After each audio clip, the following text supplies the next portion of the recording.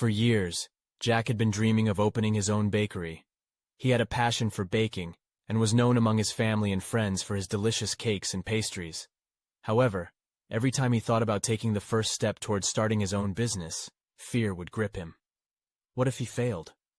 What if nobody wanted to buy his products? The thought of failure was paralyzing, and Jack found himself stuck in a cycle of indecision. One day, Jack decided to visit a nearby farmer's market. As he strolled through the stalls, he was drawn to a booth selling homemade jams and jellies. The woman behind the booth noticed him admiring her products and struck up a conversation. They talked about her business, how she had started small and built up her clientele over time. She shared her own story of taking the first step towards her dream and how she had overcome her fear of failure. Listening to her story gave Jack the motivation he needed to take the first step towards his own dream.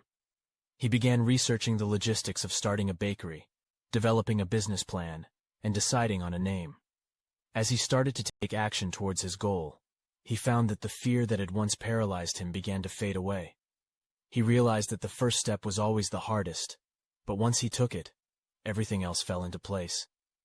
Months later, Jack opened his bakery. The grand opening was a huge success, and customers raved about his cakes and pastries. Jack felt a sense of fulfillment and pride that he had never experienced before. He knew that he would never have made it to this point if he had let fear hold him back. Taking the first step towards his dream had been scary, but it had been the best decision he had ever